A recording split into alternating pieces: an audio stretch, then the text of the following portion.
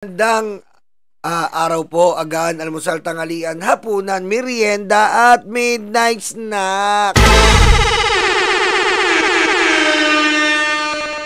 Andito naman po ako si Nyolo at katalakayin po natin kung gaano po walang kwenta ang ating Vice Presidente. Diba? Ngayon po na naman na binabagyo tayo, nasa na naman po ang Vice Presidente nating tiganakaw ng pera ng taong bayan? Wala na naman!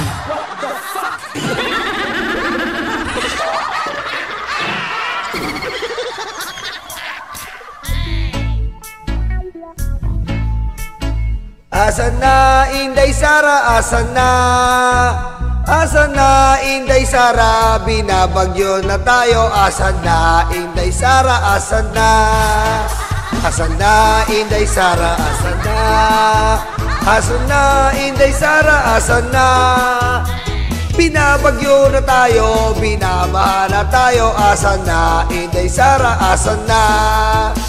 Anak ng puta, nakakapagmura. Kita mo naman yung ating BP Sara.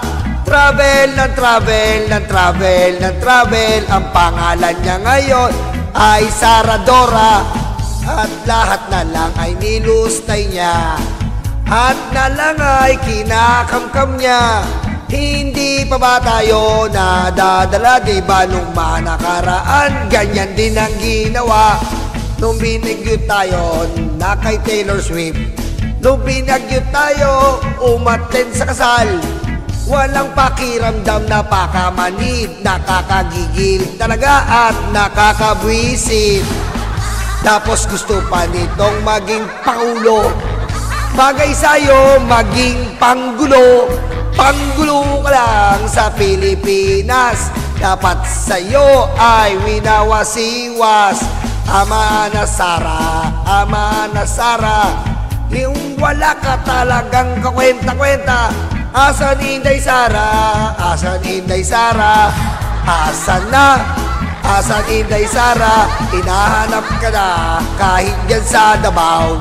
Yun na lang ang tumulungan mo, oy tungaw. Hindi na yung buong Pilipinas, yung Davao, lagpas tao na. Kapal lang mukha, hingi-hingi pa, dagdag pa ng pondo, diba? Tapos wala naman siyang ginagawa kundi magpa-cute at mag-fake news bruha. Asan na ang Inday Sara ng DDS na mga luga? Siyempre wala na naman, siyempre wala na naman. Naglulustay na naman ang pera taong bayan. Kapal-kapal ng mukha talaga. Ang kapal-kapal, ang tigas talaga. Walang ilang gawin, walang ilang gawin, kundi tayo ay pahirapan. Kung ako sa inyo, impeach na yan. Tapos pinagtatanggol pa ng mga senador, na mga konsentidor. Ang sarap saksakin ng tinidor.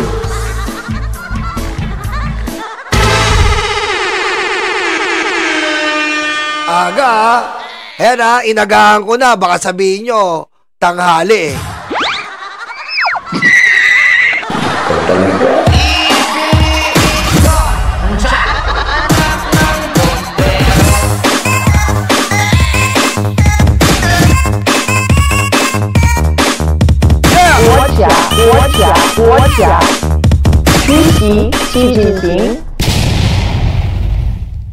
Inagahan ko na, baka sabihin nyo, tanghali. Nakalimutan ko kanta. Sara Duterte on personal trip overseas as PH grapples with severe flooding. Gaano po kakapalang mukha ng mga taong ganito? Na alam mo, binabagyo tayo ngayon. Sa kanya, parang wala lang.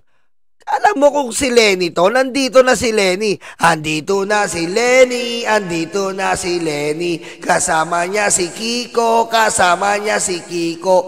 Andyan din si Bimbi. Kamag-anak ni Chrissy. Ilalaglag si Risa Ontiveros. Ilalaglag si Rita Ontiveros. Patayin niyo si CBN. No joke.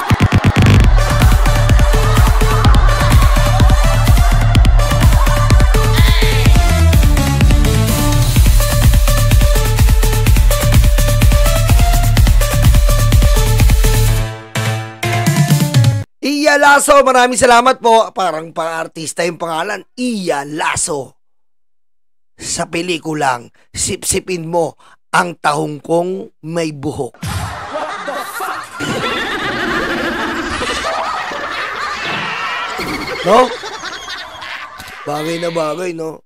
Iya Lasso, sipsipin mo ang tahong ko. Wala kang puso, hayop ka!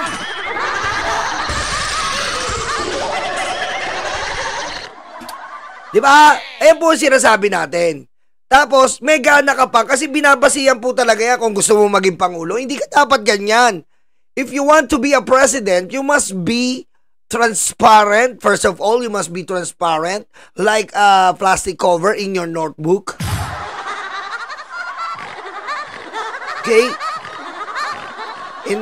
Just like in our elementary days, wherein when we gonna have 15 notebooks in our elementary days, and you gonna present that to your teacher and with plastic cover. What the fuck?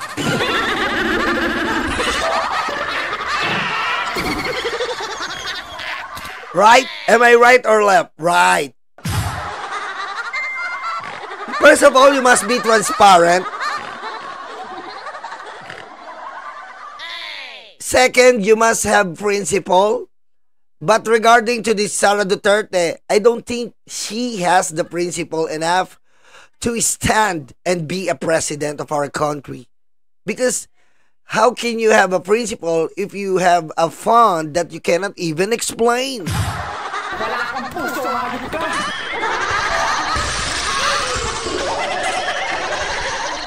Okay? And third, you must be like, what do you call, sincere. Okay? You must have a sincerity enough to your own country or even in our fellow Filipino people. Am I right? Am I right?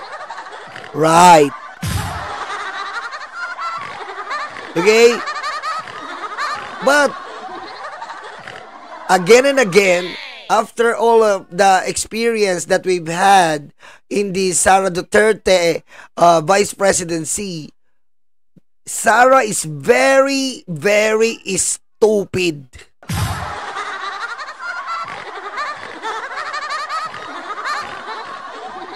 Okay, because, you know, you're such a stupid vice president that cannot even feel, you know, how can you not even feel the different feelings that the Filipino experience right now in this kind of situation?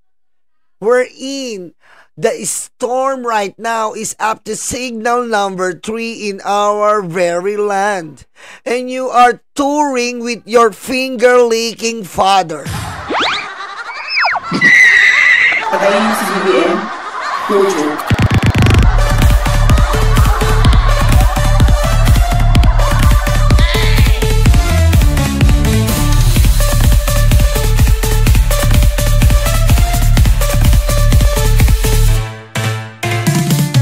Sa wikang Tagalog na kinagisnan ng aking gunita, paano mo nasisikmura, tambalustay ang ganitong pagmumuka?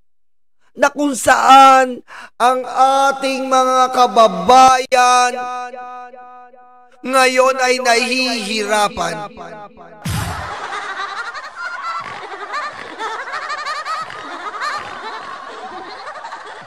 Tila ba nilalapastangan mo ang iyong katungkulan? Nagawa mong talagang maglakbay pa kasama ng demonyo mong ama. At bukod doon, kapag tapos ng kanyang paglalakbay, pupunta pa yan ng South Korea. Nakita mo tong 5 daliri ko, kapang-kapa ko na ang mukha mo.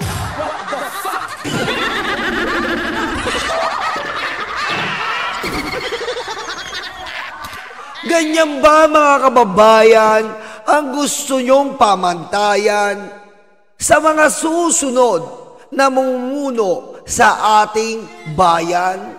Sa tingin ko ay hindi. Hindi po karapat-dapat. Kung yang Sara Duterte na yan ay mahilig mangulimbat.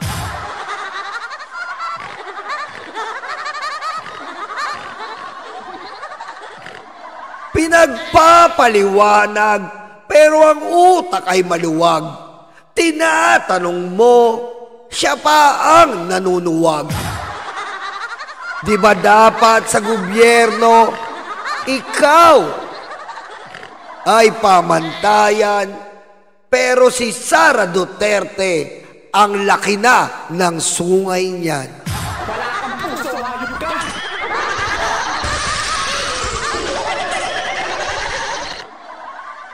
Ang taas na ng bagyo, ang taas na ng baha. Lahat tayo dito ay naaalarma para sa ating pamilya. Ang presidente ng Pilipinas ay hindi na halos natutulog. Samantalang si Sara, mukha siyang bubuyog.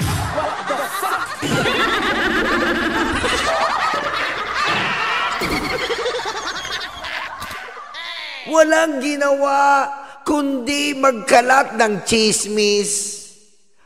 Hindi lang yon, mali pa at fake news.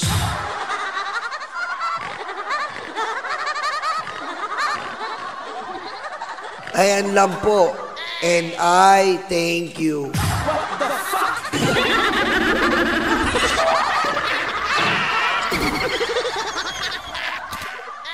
Diba? Ganyan ba ang gusto nating presidente? Tingnan nyo po. Ngayon nyo sabihin, nasan si Sara? Where is Tambalustay?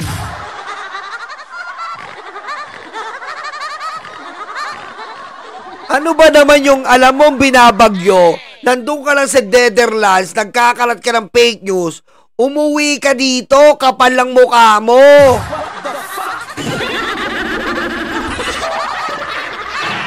Diba? Umuwi ka, ang kapal naman ng mukha mo para mag-stay ka dyan.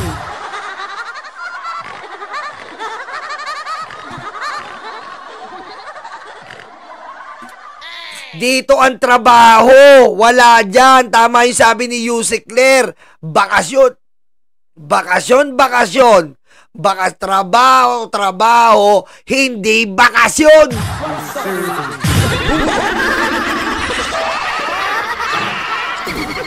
Tama si Yusek Claire.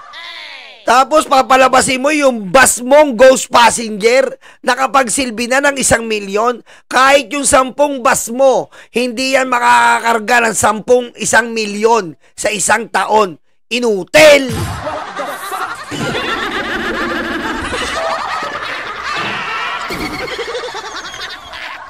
Tingnan mo naman ang presidente. Oh, pakita ko sa inyo yung presidente. Oh, ito po.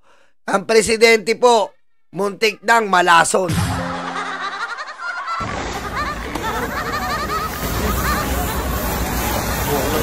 Oh, putik ha. Tignan nyo naman po yung presidente. Kaya ako po sinasabi ganito. Kasi po, tignan nyo po ha. Kasi po, pag presidente ka po, hindi ka basta-basta kumukuha ng direct food. Alam po yan. SOP po yan.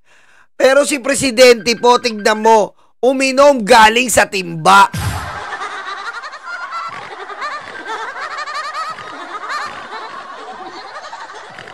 Yung presidente, nakita nyo po, uminom galing sa timba. Tignan nyo. Oh, walang pakialam kung malalason siya. Oh.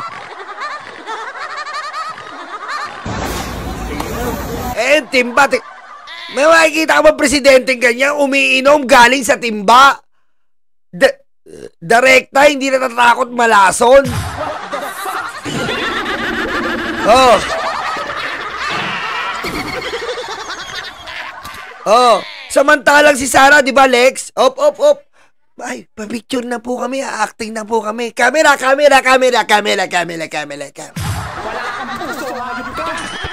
Hi friends, and not friends.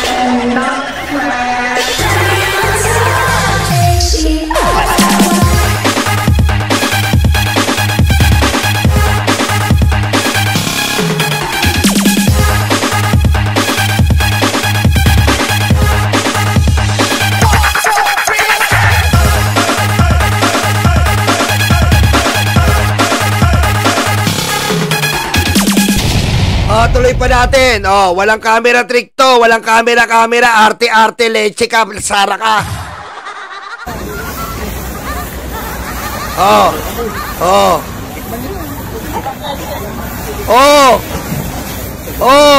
Utek, sabi ko sa inyo, kung anong kinakain nyo, kinakain ng presidente na to. Sila Sara may lechong pa, leche.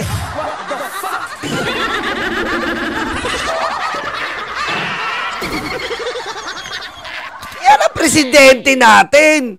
Umiinom na galing timba. Oh. Kasi po, high-tech na po ang ating DSWD ngayon. Nakakagawa na po sila, kaya nilang gumawa ng 20,000 relief goods sa isang araw. Ganun naka-high-tech. At ito po timba na to, na pinag-inuman ni BBM, na pwede pong mag-supply din po ang DSWD ng tubig immediately kung wala po kayong mainom. Ganyan ang presidente. Yung isa, naglalakbay ng tanga yan.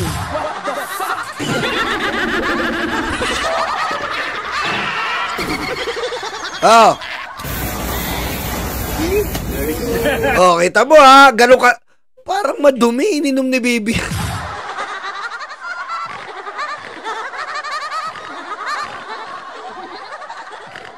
BBM, ininom mo yan, ang dumi-dumi niyan.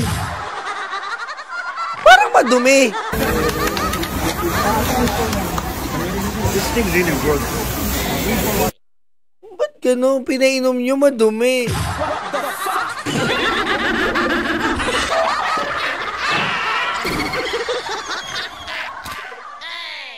Grabe si BBM, no? Wala talaga no? Yes, sir. We leave it to them.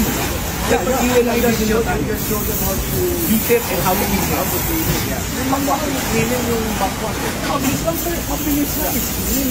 May filter sa dulo. Sabi ni BBM, very good. Lasang kanal.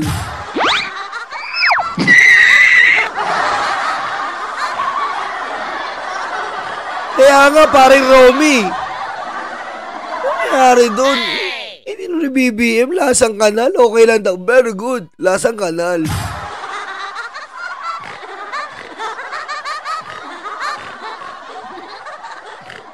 Hindi, may filter. May filter sa dulo. Ito yung kulay blue yata. Dali. So, ito pag yung instruction, we now stockpile is also in our armory. So when you go there, kompleto na talaga. Food, sleeping, clothing. Yan ang presidente. Si Sara, anong bibigay sa'yo? Sa Diyos at sa bayan. Tanga!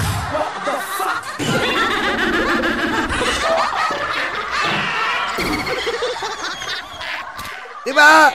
Anong gagawin yun? Namigay si Sara ng mga hindi ikaw ang namigay. Yung mga staff mong tanga. Dapat sila ang vice president. Inutil!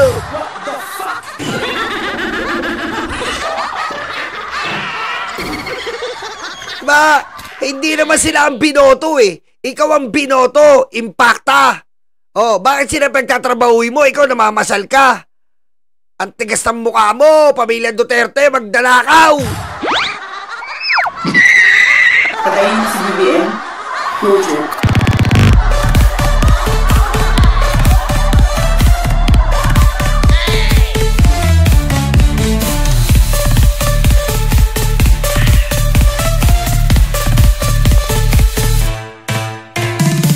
Parang di ako makamove on nun. Ang labo ng tubig. Pinakita pa nila, oh. Sabi ni BBM, ano ba to, prank?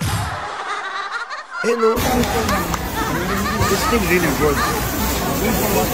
Sabi ni BBM tuloy, is this thing really works?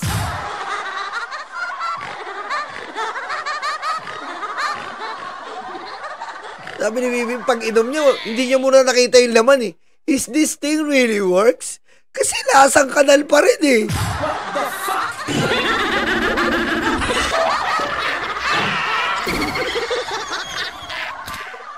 Hindi na tanong ni BBM eh. Ininom niya na kaagad eh. Bago siya nagtanong eh. Kaya napatanong, is this thing really works? Ganun, iba lasa eh.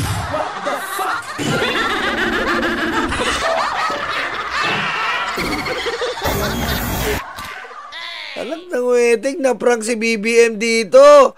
Ayan ka na naman, patawa-tawa ka na naman. Kaibigan kong Rex Gatchalian.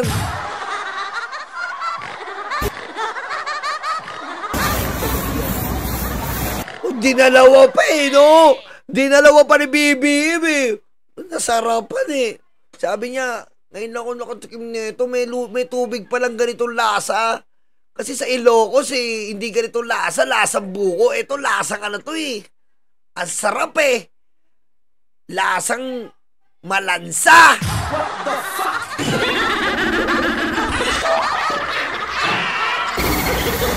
Oh, ang dilim. Ba't ganun? Rex Gatchalian, ba't ginaganyan yung si BBM? What the fuck?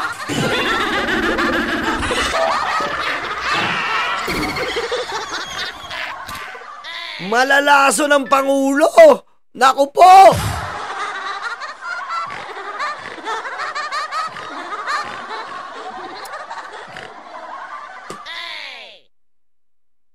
Rex Gatchalian. Duda ako sa'yo. Kaalyado mo si Cynthia Villar. Patayin si BBM. No joke.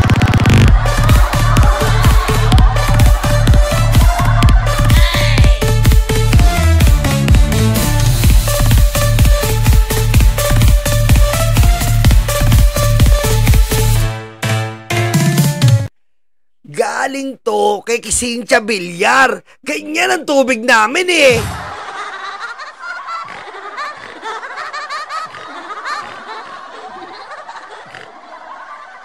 Hindi, totoo lang po. Seryoso muna tayo. Ang presidente po, hindi mo basta kumakain yan. Meron pong system na minsan may una pong kumakain bago po ang presidente. Pero ito po, kagulat-gulat ang ginawa ni BBM.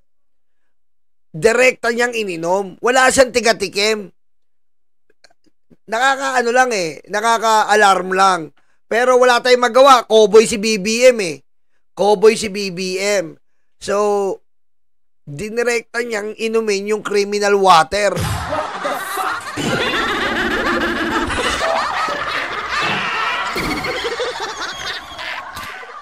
Sinimot pa eh. Is this for real? Real na real? Tama. Sabi niyo BBM, very good. This thing really works. Oh, tignan mo, sabi niyo, this thing really works?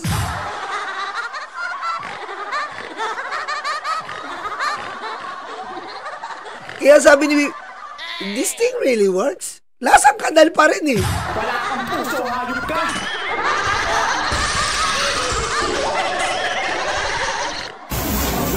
Yes, sir. We leave it to them.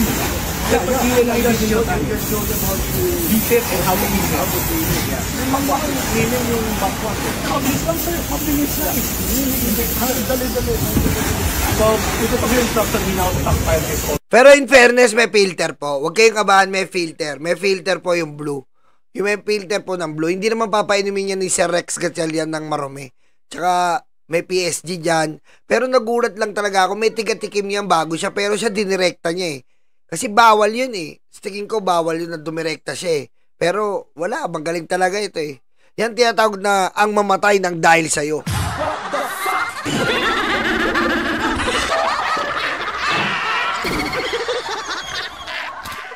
Di ba? Yan ang tinatawag ni BBM na, ang mamatay ng dahil sa'yo.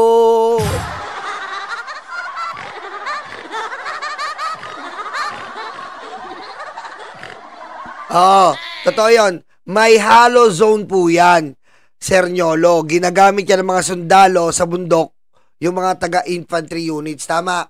Yung mga ano yan eh, may mga ano yan eh. Pero nakakagulat lang, siyempre, hindi yan gagawin ng isang pangulo. Pero si BBM po nagawa niya. Hindi po gagawin niya ng ano eh, isang pangulo. Iinom ka sa timba na, isang timba, tapos nakalagay Boysen.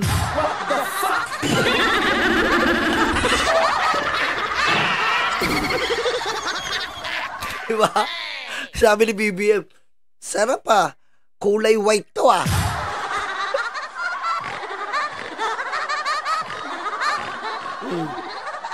Pag ano ni BBM, ang sarap nito ah. Parang pangkahoy ito ah. Enamel.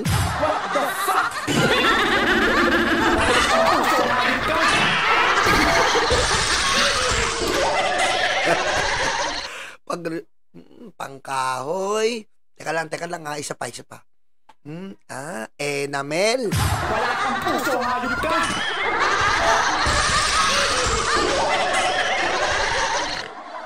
Di ba? Totoo yan. Totoo si Romy Escalera. Kaya si BBM Sundalo, alam niya yan. At saka, nakaka-proud lang.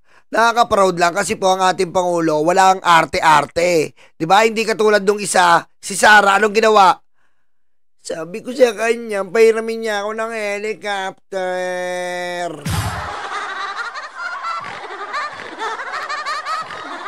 Diba? Pero hindi niya ako pinahiram ng helicopter para ihatid ko ang anak ko. Ang kapal ng mukha mo! Pagayin si BBM, no joke.